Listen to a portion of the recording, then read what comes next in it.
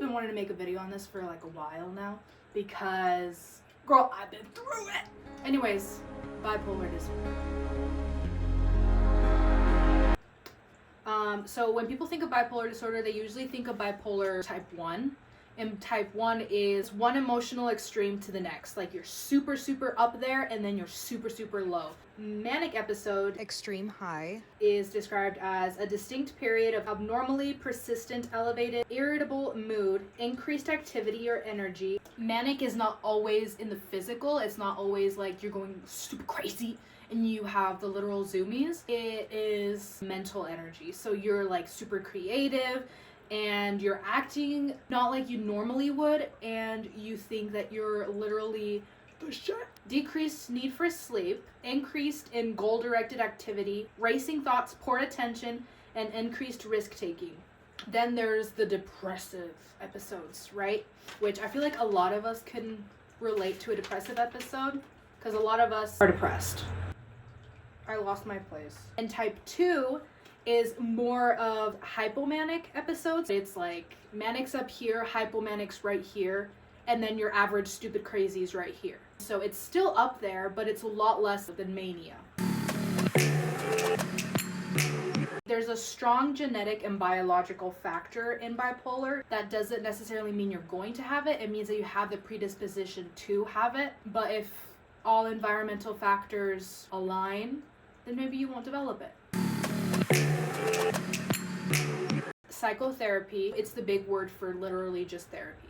To be able to cope with your stress, because stress is a big trigger for like a manic or hypomanic episode. With cognitive behavioral therapy, I don't remember what that is. And then family focused therapy, and so, you know, getting your family together and just being like, hey, is this how you could best support me? Hey, I'm struggling. And then more education. I know it's helped me a ton studying these things more in depth than just searching it up on Google. It's been so helpful to help me be more self-aware. Medication, I don't feel comfortable talking about which medications I'm on, but antidepressants are to help you from going too low. And then you usually have a different medication from helping you go too high. Lithium-based ones, carbonates, I don't know how to pronounce these, but you know, antipsychotics, which when you say that out loud, you're like, oh my gosh, I'm crazy. You're not crazy, but that's what they're called. It's often paired with mood stabilizers and used for manic episodes. Those are the treatments. And then also just honestly, meditation and helping decrease stress in your life is a big, big thing, because decreasing stress and anxiety not only helps from going up too high, but it also helps you from going low. I literally had to check that my phone is still recording, because if I talk a ton and then I wasn't even recording any of it, and I will just lose the motivation to film this video. So my personal experience is probably going to look different from somebody else who has bipolar disorder, but I'm just talking about my personal experience. When did you find out you had bipolar? I was diagnosed with bipolar in 2021, but I've always known there was something off. The first manic episode I can literally remember is my close friend's wedding, and then we went to party at this club.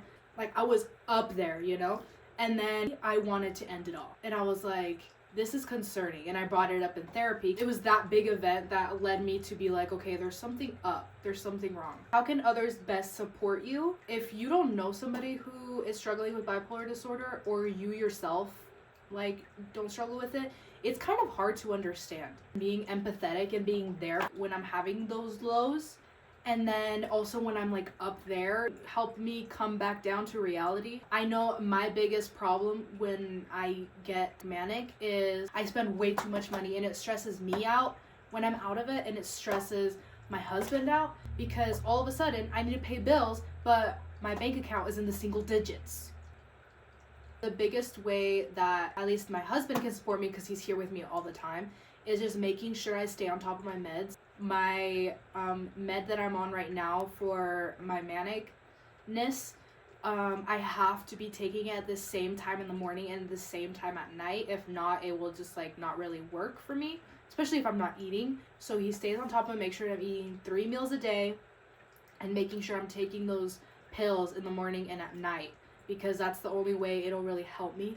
Why is living with bipolar disorder so hard?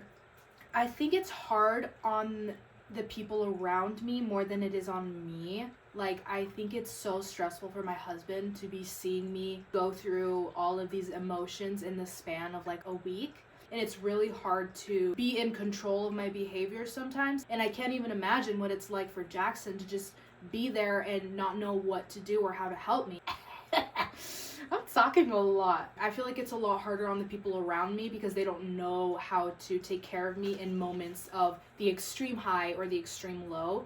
And for me, honestly, it's just exhausting and honestly just so disappointing because during the school year, there'll be a point where I can get all of my homework done for the next 2 weeks in one night. And then not too much after that, I literally can't even get out of bed to go to work, or I can't get out of bed to do my homework or anything, and my grades suffer. And then like I was working ahead and doing just fine like not too long ago, so then I'm really hard on myself.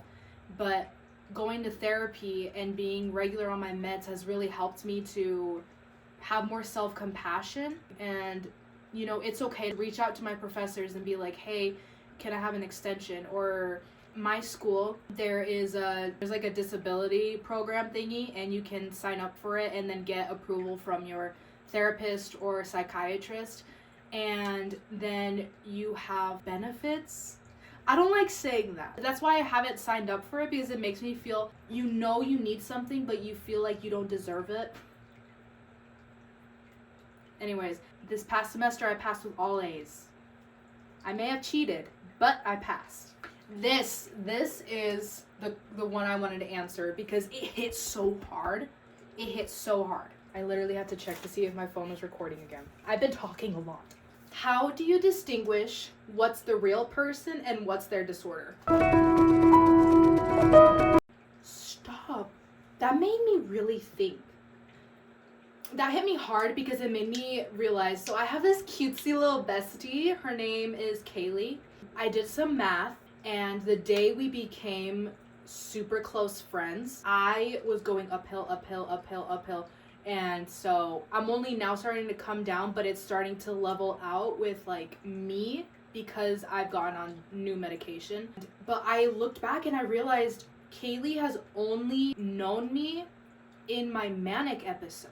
She hasn't seen me as like me, you know? She only knows me for being stupid crazy and being super confident and like having so much energy and always being happy. The way that you can distinguish between the disorder and the person, spend time with them, get to know them, and be there for them. Because that's the best way to get to know the person. Like, Jackson has seen me through ups, through downs, very low down, and so he has seen everything. And so I feel like he has a better understanding of who I am than I have a better understanding of who I am, because he sees everything from an outside perspective versus me. I'm seeing everything the way my mind wants me to see everything, if that even makes sense. What are my struggles? What have I learned? And how do I cope? I struggle with getting low so fast and like with no warning. If you have depression, you understand me, but it's just like it's so heavy on you, and it really sucks. The best way that I've coped with getting so low so fast is having somebody there for me. So Jackson has literally been my lifesaver for everything. Bless his heart. He's been through so much with me. Staying consistent with my meds, staying consistent with my therapy sessions, having a good relationship with somebody. Like, at least for me, it's really just been Jackson. So what I've learned with my struggles is that I am never alone.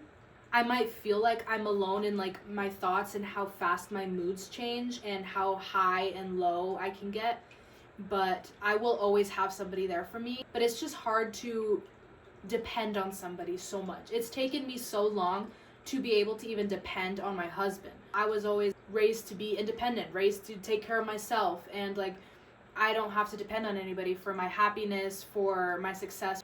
It's made the world of difference to be able to let my guard down and just depend on Jackson, because I know he loves me and I don't want to cry. I didn't want to cry. That's such a cute girl boss thing for me to do, is cry in a video. Okay, anyways, how do you manage your triggers? Like me going out and partying with my girlfriends and just going stupid crazy and knowing that I can be myself and stuff, that's stress. But that's a good stress, and that's a trigger. It can be good stress, it can be bad stress. I will probably go into a hypomanic episode if I don't learn to, like, you know, come down and just be like, okay, I can be myself, but don't go stupid crazy, don't be stupid.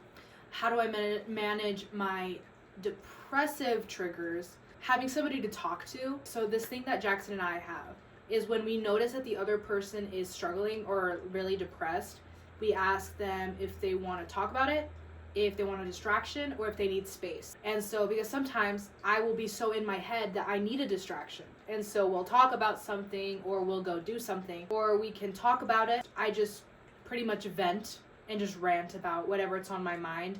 And he is there to listen. Sometimes I want feedback, sometimes I don't want feedback, or sometimes I just want space and just cry and just be alone. And then I'm ready to come out and just girl boss it and talk about it. He understands that, and I understand that. And I feel like that's so important in a relationship, is to know when, like, somebody in that relationship needs space. You need to talk about it. Don't hold things inside. Anyways, last question, last topic to talk about. What triggers a manic episode, and what does it look like? Anything high stress, not on the right medication, or you're not consistent with your medication. Let me tell you about my cute little manic episode. It started at the conference that me and my cutie bestie Kaylee were at. Let me get my journal. We trauma dumped. So that's a thing. And we instantly became besties. And then, oh my gosh, guys. November 22nd, I had the worst panic attack I've ever had in my life. Jackson and I were just chilling. We made a pillow for it. We were just chilling. All of a sudden, I can't breathe. And my chest felt weird, and I just felt like I couldn't get enough air in. I started to hyperventilate, and it sent me into full-blown panic. My legs were, like, going crazy. My arms are going crazy. Screaming, crying, and I was, like, uncontrollably just, like, panicking. And Jackson was trying to control me, but he couldn't. He had no idea, so he called the paramedics, because last time I had a panic attack last year, the paramedics were able to calm me down. And so we called them. They weren't able to calm me down. At this point, I'm sweating and I'm just screaming and crying and just like flailing, and just like I literally couldn't control myself. They took me to the ER pretty much because they couldn't control me. And I was going up and down. Like, I would calm down and then just spike right back up. And I would calm down, spike right back up. This lasted a total of maybe 3.5 hours. Sorry, my fish just decided to, like, jump out of the water. In the ER, they gave me some meds, and they didn't do shit, man. Like, they were supposed to take my blood and monitor my levels and stuff like that. They didn't do anything. The people who came in to, like, see me looked like they didn't want to be there.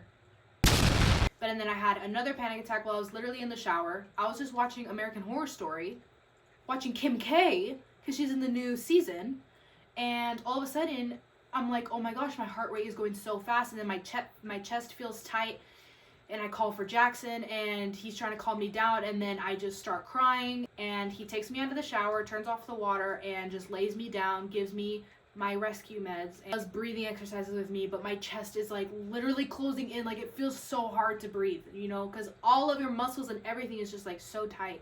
And then I had another one where I was literally laying in bed talking to my bestie. All of a sudden my chest felt really weird. It felt very tight and I couldn't breathe, and I just go full panic again. You know, you gotta wait a hot second, and then the meds kick in, and then I'm just like... The last one I had, Jackson and I were gonna go see the new Hunger Games. I was so excited. All of a sudden, I'm just filled with such deep grief. Like I've lost somebody so close to me, and I'm just so sad that I start crying, and I tell Jackson, like, I don't know what's going on. And the thing is I felt it in my chest. For me, that's an indicator, you know, something's going on. All of a sudden, my chest gets tight, and everything just starts closing in, and I start choking. I was able to get in 2 of my rescue meds before I started freaking out, because Jackson told me that he saw my legs, like, going kind of stupid crazy, and I didn't even notice that. So thankfully he did. I was crying and screaming in the car. I just felt like panic, like I needed to run away. And I was telling him, help me, like I don't know, like it's like that feeling when you're in a haunted house and like during Halloween and stuff like that, and there's somebody chasing you behind you, and there's that like anxiety and like panic that you know you need to run, but you know you can't run because I'm in a car or I'm in my bed or I'm literally in the ER. It's really hard to explain if you've never had one or you've never been around somebody that's had one. So that was my manic episode. And like my therapist and my psychiatrist were very concerned about me. And so mine was so bad that it triggered so many panic attacks, when in the past I had one in 2020 and then one in 2022. I've only ever had 2 panic attacks. I had anxiety attacks for sure, but panic is different. So panic attack, a period of extreme fear and discomfort that develops abruptly and reaches a peak within 10 minutes. Accelerated heart rate, sweating, trembling, choking sensation, hot flashes or chills, dizziness, lightheadedness, fear of losing control, going crazy, and fears of dying. I'm almost done, guys. I'm almost done. In my manic state, I spent probably well over $1,000, maybe $2,000. The stress that was going into it was some personal things I'm not going to talk about, but there was definitely, that was very, very high stress. And then Christmas presents, trying to get presents in, that was a stress that everybody stresses about that, but for me it just triggered me like very hard. Friendship stuff and work stuff, and then like some family stuff, like there was so many different things that for a normal person it's just like, yeah, like that would probably make me a little sad some days or probably very anxious, but with all of these different stressors it just made me go whoosh. What helped me come down from it was time. This time lapse of this was over a month. Being open and honest with my team, so with Jackson, with my therapist, and with my psychiatrist, just letting them know, hey, I had a panic attack that sent me to the ER. Hey, I had another panic attack. Hey, I had another panic attack. I had another panic attack. And starting therapy regularly again. So yeah, that was my video. Sorry it was so long. Sorry, not sorry that it was so long. But I just really wanted to talk about this. And if you guys have any questions or comments, just drop them down in the comments. Oh my gosh, guys, I've never said that before. Everybody's experience is different, whether it's depression, anxiety, panic, bipolar disorder, or anything else. I don't have all the knowledge ever. I'm literally just gonna be 23 next month. Thanks for listening, and I hope you guys got something out of this. If not, you learned more about me.